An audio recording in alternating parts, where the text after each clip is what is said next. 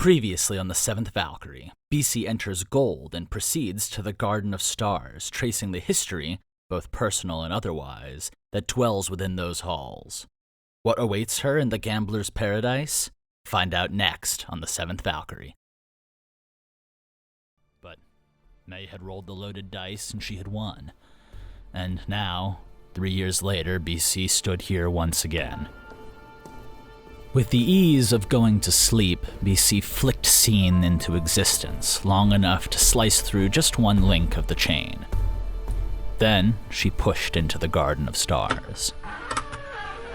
The braziers had burned low, but the ashes still simmered throughout the garden. And those weren't the only lights. The star metal inlays on the center table could release stored light for days in the darkness, and right now their shine lit the outlines of the core wood tree strung with shining jewels above them. BC stepped closer, running a hand over the gambler's table.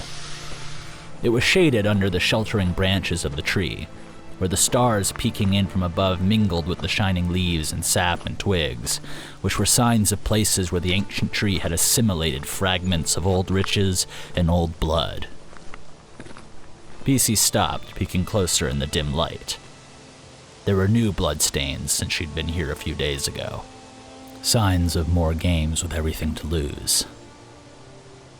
As the door swung shut behind her, BC let out a breath, embracing the peace and quiet as she explored the space in silence, eventually settling exactly where she'd stood 3 years ago. May had sat in front of her, Krona opposite. There had been men there, only the Machine Kings and Aroths. As the torches had been lit, the rites exchanged, and the blood price paid. Then, when the dice had fallen in sevens, the 7 rounds had begun, and for some fucking reason, every god of chance and gamblers had shined down on May. Now, the whole garden lay quiet, dormant until the next lives would be traded and gambled and spilled here to eventually fade into the veins of the core wood tree. As BC walked out to the terrace's edge, she wondered how many jewels in that tree had come from the earth, and how many had come from the elemental essence of those who had lost everything here. Then she wondered which was greater, the number of those who had died gambling in the Garden of Stars, or the number who had died in the burnt-out ashes of the docks, in the flood of veteran soldiers that had filled the streets with shattered cobbles and bones. BC had seen Krona's plans come together before, but never at this scale. It had always been smaller, between cutthroat businesses or minor crime families, tribes with uneasy peace. Nothing on the scale of Twin Cities and the 4 families in the Edoran government. But when Krona had been working, you could feel the tension in the air like taut strings between each and every soul, just waiting for Krona to pluck the right one until they would all be dancing to his tune. BC felt an itch, and avoided the urge to reach back and check her own neck. Krona fancied himself a puppeteer, but he hadn't figured out mind control just yet. BC flicked Scene back out into existence again, feeling the comfort of its weight on her hands, the sense of unwavering nothingness that emanated from the black blade. Before Krona's signal had arrived just a few short weeks ago, it had been over a year since she had called upon Scene's power. But it was familiar, and it came back like an old friend. That made sense. Scene was her oldest living friend, after all, and even though it had laid dormant in the night black tattoos all over her body, it had never left her. BC closed her eyes and let Scene's shadow cut through the air itself in almost playful strokes, until the air grew thin, countless molecules ripped from existence. BC's vision was spinning, so she eventually let Scene lie still, and around her, she noticed that the braziers were smoldering a little lower than they had when she'd first walked in. BC stared down at the city beneath her, and, not for the first time, wondered what it would take to actually exhaust Scene's power. How much could it destroy? How much could it consume before even the very void's power was empty? The door opened behind her, and BC's power flared, lights fading all around her as May stepped out into the garden, her eyes glinting green.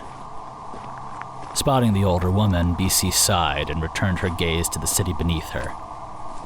The braziers burned a little brighter. "Is everything all right, B? I got your message that you wanted to talk to me, but it was in passing. I didn't expect..." "You didn't expect what?" "I'm not sure. Call it an old wolf's intuition. That and your power rarely escapes like it does right now when you are in a calm state of mind." BC nodded, flicking Scene back into existence as May made her way through the garden. With each of May's steps, Scene shifted into the shape of an assassin's needlepoint, into a throwing dagger, a shiv, a half-hand short blade, cutlass, scimitar, longsword, claymore, and then finally into the long, gently curving, hand-and-a-half dueling blade it most often manifested as when BC had it active. May held her tongue until she too had reached the garden's edge, where she let out a breath. "Could you withdraw your power, B? I could feel it from outside." "It's undetectable unless you know what you're looking for." BC sent Scene back through morphing shapes again. "Why do you think I was so good at what I did? Remember, B, that if it was perfect, the two of us wouldn't be talking here today. But it is not perfect, and with so many individuals and incredible senses all around us, having the entire garden obscured, however little, is a big risk." BC finally turned her gaze from the city and looked down at the ground. She let Scene whisper back into nothingness. "It's not the first time we would have taken a big risk together." May closed the distance between them and put an arm around BC's shoulder, leaning her head into the younger girl. BC tilted her head against May's, but didn't return the hug. "This place does bring back memories. I have walked into danger before, but never like that. Never when so much depended on a simple roll of the dice. My life, your life, the lives of dozens around us." May squeezed BC. "Would you have turned into a great wolf then?" BC asked. "If you'd lost the game, would you have fought, or would you have just sat there and taken it while they put you down?" May shrugged. "We place a little less weight on the honor of silly wagers and dice games in the wild. Though, perhaps we should not. Winning that silly dice game saved a great deal of blood being shed, and likely my own." BC finally squeezed May back, and then stepped away, still unable to look at the older woman. For a few moments, BC continued looking back down at the city. "Why, May? Why would you do all of that for me?" "You were a young girl, forced into your work by powerful men, and I will never turn my back on someone like that." "May, I think there's a little bit of a difference between me and most of the girls you help out." "Is there?" "Well, I don't know if you remember this part, but there's the tiny detail that I was sent to kill you." "And also the fact that I nearly fucking did." May nodded, but reached out a hand to BC's cheek, lifting BC's face until they were eye to eye. "We have discussed this before, my child. Yes, you held the blade, and yes, in another world with another woman in your sights, you would have struck and now we would not be talking. But we live in this world, where a girl so high on moon dust she could have picked up and started to fly broke into my penthouse. You fucked around with my nicest booze until you were drunk enough to feel like you could go through with the kill, and you learned all in a moment that the Machine King did not know everything in this world. Did they ever fix up the wall where you threw me through into the next room? May laughed. No, you can still see some of the damage if you looked closely. I thought for sure that I had killed you. Suddenly, BC turned away and returned to the balcony, unable to look at May again. After a moment of silence, she turned back. Do you ever regret that you didn't? Not a day in my life. Bullshit.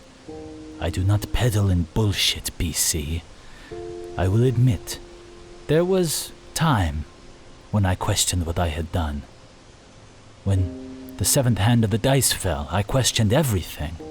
Was I a fool, risking all that I had for a strung-out girl with a more dangerous power than I had ever seen? But then the dice fell, and your life started anew just alongside mine, and I have never regretted our lives coming together, not since that moment.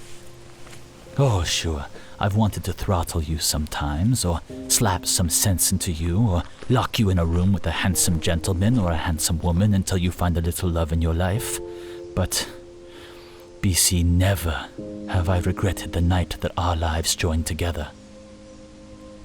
BC slumped against the balcony, and May put a hand between her shoulders. Why, May? What did I ever do to deserve this? What did I do that night that made you think I was worth all this? I might still ask myself that question, and the answer is nothing in particular. Maybe I saw myself in those defiant eyes. Maybe my years helping out girls who had reached rock bottom helped me see in you a chance for change and something worth protecting. Or maybe it was simply fate and fortune. I do not know, but we live in a world where it did happen, and I will never look back. BC nodded, her eyes still out on the city. And, speaking of never looking back, I have arranged passage for you to the far south. What? May took her arm off of BC's shoulder.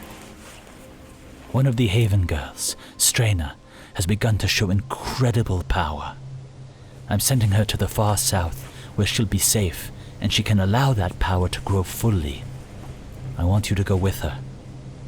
May, what are you talking about? The fight is here. Look around you, the whole pit is getting ready for war, and you want one of your best soldiers to just fucking leave? BC, I feel in my bones, in my very soul, that there is a fight coming that is far more important than for just the pit. We have Valgardians on our shores, and the Erytheme is calling watchers to prepare. That is a sign, and if that fight comes, we will need all of the power we can get, including yours, including Straina's. May, you know I can't run away from the city. Not right now. My fight is here. How much of this is happening because of me? It is precisely because you are so tightly involved that I'm asking this, BC. This war here in Reen is too personal for you, and that makes it dangerous. It is not running to look at the bigger picture. It is not running to accept the solemn duty of protecting a girl who may hold our future in her hands. In fact, it takes incredible strength to know when it is better not to fight. May, he's gonna find me. I can't run from him. There are places in the world where even the Machine King has no power. Oh, like the pit? You know, the old city, the greatest haven of extranatural power outside of the Freelands? That unconquerable bastion of safety where he supposedly couldn't touch me? BC, you know that the Freelands will be different. Do I? She shook her head, and with a gasp from May, BC brought out the iron bracelet, Machine King's communicator. Where did you get that? Why do you still have it? I threw this in the fucking ocean, May. I left it in burning buildings. I tried to bury it underground. I did everything short of cutting it into pieces with fucking scene. And yet somehow, someway it ends up in my drawer over and over and over again. This will not stop until I face him. Want to know what happens next? Join us on Patreon to become a hero of Edera and get early access to episodes along with bonus features, director's commentary, and the full Tab to Archive. You can also find other ways to support us at the links in the description, and we will see you next week.